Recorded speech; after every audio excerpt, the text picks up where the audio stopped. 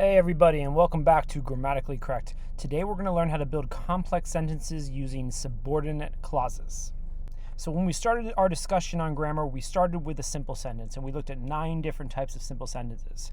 But then we talked about how simple sentences are also known as independent clauses. And independent clauses, if you put a period at the end of one of them, you get a simple sentence. But you can also use an independent clause to build either compound or complex sentences. And that's when they become something we call foundational clauses, because they are the foundation. And then you can add things onto them to make them either compound sentences or complex sentences. The first type of complex sentence we're going to build involves adding a subordinate clause onto a foundational independent clause. So what is a subordinate clause? Well, a subordinate clause is really easy to make. You start with an independent clause. You start with an actor, an action, and an answer. And then you put something called a subordinating conjunction in front of the actor. Here are some sample subordinating conjunctions.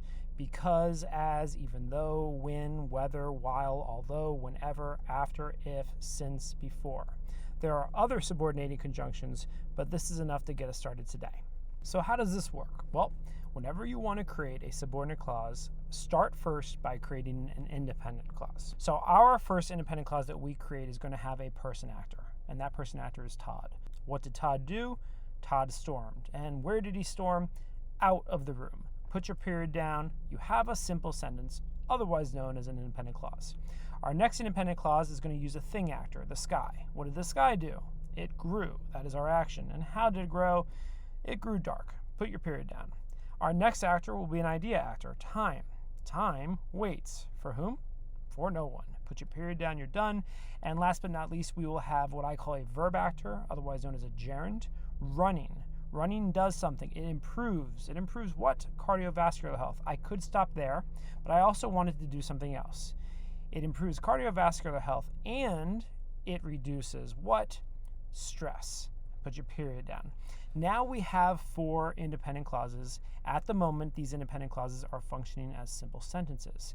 But I can take those simple sentences and I can turn them into subordinate clauses. And to do that, all I have to do is take any of the subordinating conjunctions below and put it in front of the actor. So Todd stormed out of the room becomes when Todd stormed out of the room. You'll notice I removed the period. That's because this can no longer stand alone as a simple sentence. It is a subordinate clause, also known as a dependent clause. It's dependent because it cannot stand alone as a sentence. The sky grew dark. Well, this time we will add the word after in front of it. After the sky grew dark. And now your independent clause has become a subordinate clause. Time waits for no one turns into if time waits for no one. I could have said although time waits for no one, but I chose the subordinating conjunction if. And last but not least, running improves cardiovascular health and reduces stress. I will change that into although running improves cardiovascular health and reduces stress. So now what we've done is we've taken these independent clauses and we've turned them into subordinate clauses, into dependent clauses. They can no longer stand alone, but you can take them and add them onto an independent clause or a foundational clause, which is what we're going to learn how to do next. There are 3 safe places to add a subordinate clause onto a foundational independent clause. What I like to do is I like to start by building my independent clause or my foundational clause first. So I'll put down my foundational clause. I might even put a period at the end of it. Now the first place you can add a subordinate clause is in front of the foundational clause. So you put the subordinate clause in front of it. Then you have to connect that subordinate clause to the foundational clause with a comma. Notice the subordinate clause is capitalized. That's because that's the beginning of the sentence. The foundational clause here is not, though, because remember, that's not the start of the sentence. The foundational clause is actually happening midway through the sentence. So we don't capitalize the actor in the foundational clause, unless, of course, it's a proper noun or the pronoun I. The next place to put the subordinate clause comes in the middle of the foundational clause. So this one gets a little weird. What I like to do is I put my actor down first, then I put my action, and then I add an answer at the end, and I'll put my period down. Now the interruption usually happens between the actor and the action, but you have to set it off with commas, okay? So you have to put a comma before the subordinate clause, and you also have to put a comma after the subordinate clause. So now that you have all this stuff, you can add the subordinate clause between the actor and the action. As long as it relates to the independent clause, it will make sense. Last but not least, you start with your foundational clause, and then the subordinate clause comes after it. so we add it to the end. When you do it here, you do not need a comma. It just flows right through, and we'll look at some examples of that in a minute. So let's look at the first type of complex sentence when we put the subordinate clause in front of the foundational clause. Now, I want to stress this. The two clauses, the subordinate clause and the foundational clause, they should be related to each other in some way. That's absolutely vital. Also, if you forgot how to make a subordinate clause, definitely go back to the beginning of this presentation and make sure you understand that, because that is also vital. Now, there's two different ways to do this. You can start by building the subordinate clause first and then the foundational clause, or you can do it the opposite. In this first example, we're going to put the subordinate clause down first. When the field trip was over, and then I'm going to add my comma. Now, my independent clause, it needs to relate to the subordinate clause in some way. So some kind of cause and effect relationship, I don't know, whatever. So when the field trip was over, the bus drove us all home. Now I can put my period down, and I've created this complex sentence, the subordinate clause plus the independent clause. We could have done it the opposite. We could have started with the foundational clause first. He took a nice long nap. Now, I didn't bother to capitalize he because I knew this was going to be part of a larger sentence, right? So I can then take my subordinate clause, because John was tired, he took a nice long nap. Of course, I don't want to forget to put my comma to separate the two things, and then I can put my period down. In the next example, I'm going to say, because he was tired. Now, in this case, I don't know who he is, but that's okay. I can clarify that in the independent clause that follows. So I can put my comma down and then say, John took a nice long nap, period. So both these sentences are kind of saying the same thing. Because John was tired, he took a nice long nap, or because he was tired, John took a nice long nap. It's really up to you in deciding if you want us to know right away who he is, John, or if you want to make us wait until the independent clause, but they both make sense. Last but not least, I'll start with my subordinate clause, when the battle was over, comma, and then I will add my independent clause, Timmy bathed in the blood of his enemies, period. Obviously, this sentence is a little dark, but the point is, remember, your complex sentences can be about whatever you want them to be about. So be creative and have fun with them. The second place where we can put the subordinate clause, again, comes between the actor and the action of the foundational clause. So don't forget the commas, though. When you put it here, you must have a comma before and after the subordinate clause. So my actor is going to be John. I always like to start by building my foundational clause first in this situation. John, what did John do? He ate. And he ate what? He ate pizza. Now that I have my independent clause, I know the interruption comes between the actor John and the action ate. So my subordinate clause is going to be because he was hungry. Now I'll put my commas down before and after the subordinate clause, and I get John, because he was hungry, ate pizza. Now, it works okay if you use an actor like John, but if you use a pronoun like he, it gets a little awkward. Okay, if I say he, because he was hungry, ate pizza, it kind of sounds a little choppy, a little overly formal, a little awkward. So I like to avoid using pronouns when I create complex sentences where the subordinate clause comes between the actor and the action.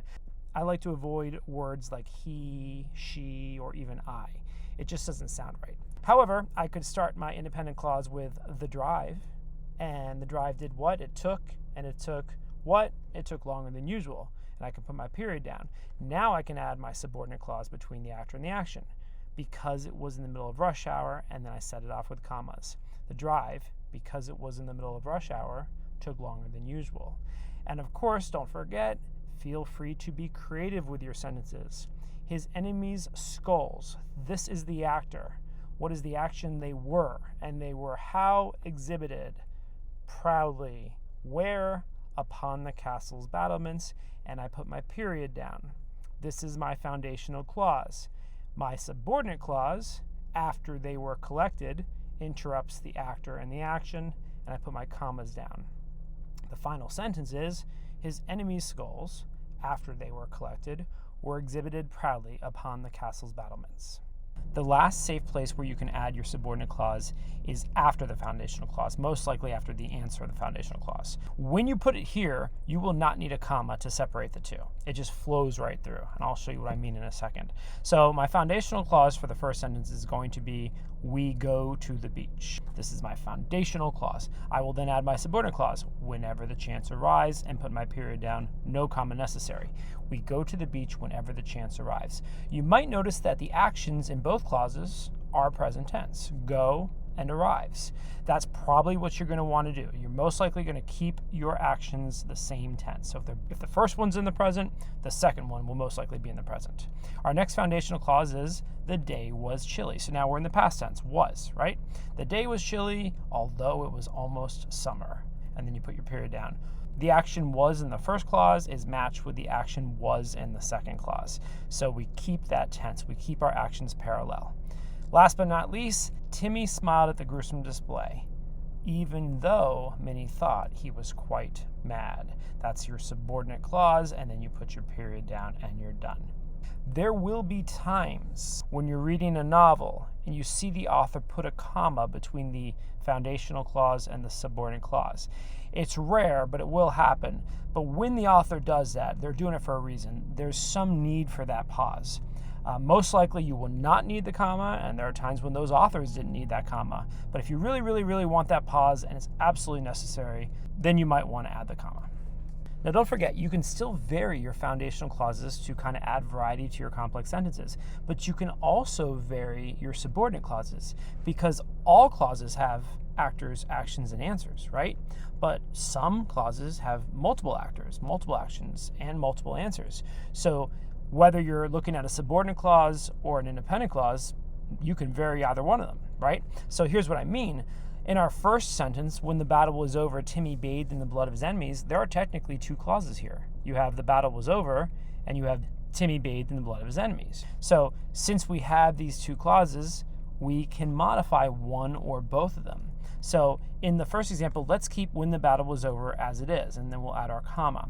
Then we'll add Timmy bathed in the blood of his enemies. And what else did he do? He rejoiced in his undeniable victory. So what started out as just a basic complex sentence, when the battle was over, Timmy bathed in the blood of his enemies, what we did was we stretched out the independent clause and added more variety to it. When the battle was over, Timmy bathed in the blood of his enemies and rejoiced in his undeniable victory. Another example would be his enemies' skulls, after they were collected, were exhibited proudly upon the castle's battlements. This is a perfectly fine complex sentence, but I'm going to vary it a little bit more. So we'll keep the actor, his enemies' skulls. Then we'll put our comma down. After they were collected, I'm going to actually add on to this subordinate clause. So I'm going to add and organized according to size. So it's still a subordinate clause. We just stretched it out a little bit. Then I'll put my comma down. Then I'm going to go back to my foundational clause, which started with his enemies' skulls. His enemies' skulls were exhibited proudly upon the castle's battlements and frequently visited crossroads, period. So what we end up with is his enemies' skulls, after they were collected and organized according to size, were exhibited proudly upon the castle's battlements and frequently visited crossroads. It's a mouthful, but it is a complex sentence. And by learning how to add these actors, actions, and answers into your clauses, you learn how to build these much larger sentences. Last but not least, Timmy smiled at the gruesome display, even though many thought he was quite mad. Well, I'll start with Timmy smiled at the gruesome display. And he brought, okay? Now, there's a little space between and brought because we're going to have one of those kind of interrupting answers here. Even them up in conversation. You wouldn't say, and brought even them up in conversation. You would say, and even brought them up in conversation. That's how we speak it, right? So remember, the answers move around sometimes, but I'm not done. Even though many thought he was quite mad, period. So Timmy smiled at the gruesome display and even brought them up in conversation, even though many thought he was quite mad. And that is how you take a basic complex sentence and stretch them out to build on your sentence variety. So what is a complex sentence? A complex sentence consists of one dependent clause or phrase and one independent clause. In the next lesson, the fourth step to grammar mastery, building complex sentences with relative clauses, we will explore how to create a different type of complex sentence. I hope you all enjoyed the lesson and learned a lot. Please don't forget to subscribe to Grammatically Correct. Have a wonderful day, everyone. Bye-bye.